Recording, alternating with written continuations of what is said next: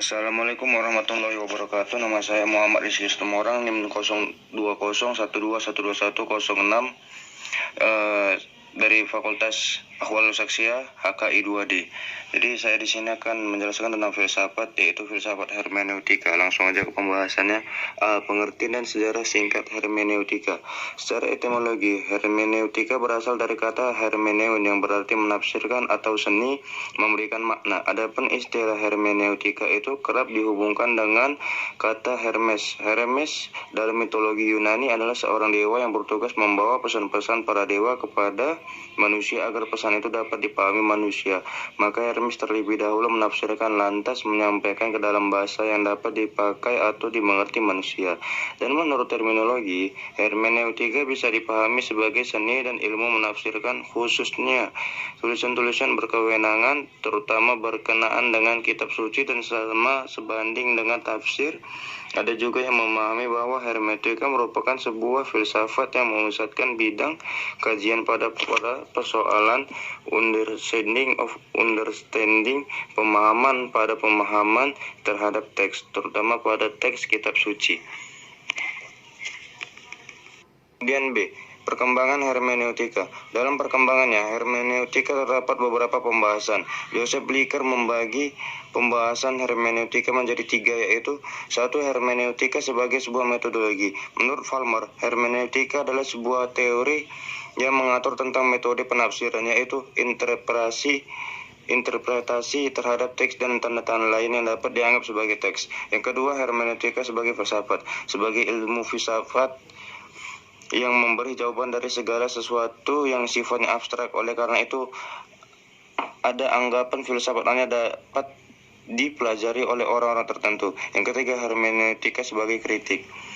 Dan Richard E. Palmer menggambarkan perkembangan pemikiran hermeneutika menjadi 6 pembahasan, yaitu 1. Hermeneutika sebagai teori penafsiran kitab suci. Pemahaman paling awal dan mungkin saja masih tersebar luas dari kata hermeneutika merujuk kepada prinsip-prinsip interpretasi Bible. Dalam penggunaan di Inggris, kata ini bisa merujuk pada interpretasi non-Bible, tapi dalam kasus-kasus ini teks secara umum tidak jelas atau simbolik yang memerlukan tipe khusus interpretasi untuk mendapatkan makna tersembunyi itu sendiri. Yang kedua, hermeneutika sebagai metode fisiologi. Perkembangan rasionalisme dan bersamaan dengannya lahir pula filologi klasik pada abad ke-18 mempunyai pengaruh besar terhadap hermeneutika. Berawal dari hal inilah muncul metode kritik historis dalam teologi, baik mazhab interpretasi atau gramatis maupun historis. Keduanya menegaskan bahwa metode interpretasi yang diaplikasikan juga dapat diaplikasikan pada buku yang lain. Kemudian hermeneutika sebagai pemahaman linguistik. Karl Marx punya distingsi tentang pemahaman kembali hermeneutika sebagai ilmu atau seni pemahaman, karena seluruh bagian selanjutnya akan dicurahkan kepadanya. Maka perlu digarisbawahi di sini bahwa konsep hermeneutika itu mengklasifikasikan kritik radikal dari sudut pandang filologi, karena dia berusaha melebihi konsep hermeneutika sebagai sejumlah kaidah dan berupaya membuat hermeneutika sistematis, koheren, sebuah ilmu yang mendeskripsikan kondisi-kondisi pemahaman dalam semua dialog. Yang keempat, hermeneutika sebagai fondasi dari ilmu sosial budaya. Wilhelm Dilthey melihat hermeneutika adalah inti disiplin yang dapat melayani sebagai fondasi bagi Geisteswissenschaft, yaitu sebuah disiplin yang menfokuskan pada pemahaman seni, aksi, dan tulisan manusia untuk menafsirkan ekspresi hidup manusia. Apakah itu berkaitan dengan hukum, karya sastra maupun kitab suci, membutuhkan tindakan pemahaman historis. Yang kelima, hermeneutika sebagai fenomenologi desain. Hermeneutika dalam konteks ini tidak mengacu kepada ilmu atau kaidah interpretasi teks atau pada metodologi bagi Geisteswissenschaft, tetapi pada penjelasan fenomenologi tentang keberadaan manusia itu sendiri. Analisis Heidegger mengindikasikan bahwa pemahaman dan interpretasi merupakan model fondasional keberadaan manusia. Dengan demikian, hermeneutika desain Heidegger melengkapi, khususnya sejauh dia mempresentasikan ontologi pemahaman, juga dipandang sebagai hermeneutika. Penelitian adalah hermeneutika baik isi maupun metode. 6. Hermeneutika sebagai sistem interpretasi.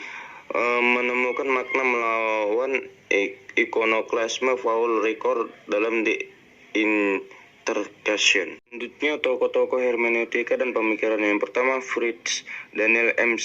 Schleiermacher 1768 sampai 1834. Dia seorang Protestan dan pernah menjadi rektor di Universitas Berlin pada tahun 1815 sampai 1816. Digelar sebagai the founder of general hermeneutics. Gelar tersebut diberikan karena pemiliknya dianggap telah memberi nuansa baru dalam teori penafsiran.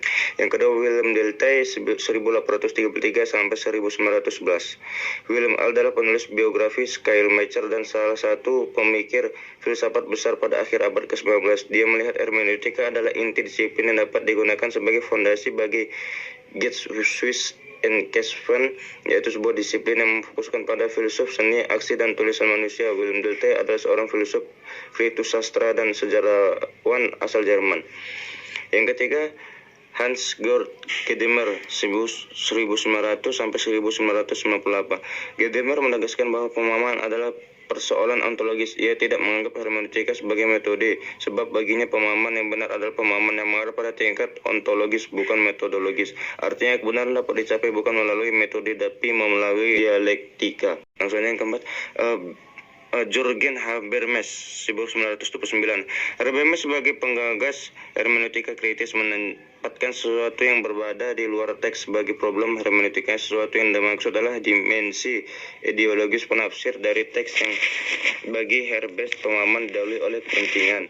Dia menentukan tujuan pemahaman adalah kepentingan sosial interest yang melibatkan kepentingan kekuasaan power interest sang interpreter.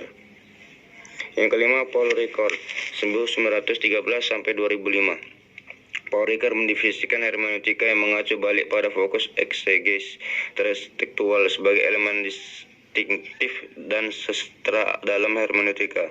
Hermeneutika adalah proses penguraian yang beranjak dari isi dan makna yang nampak ke arah makna terpendam dan tersembunyi. Objek interpretasi yaitu teks dalam pengertian yang luas, bisa berupa simbol dalam mimpi atau bahkan mitos-mitos dari simbol dalam masyarakat atau astra. Baik, mungkin itu saja yang bisa saya sampaikan. Lebih dan kurang saya mohon maaf. Wabillahi taufiq. Assalamualaikum warahmatullahi wabarakatuh.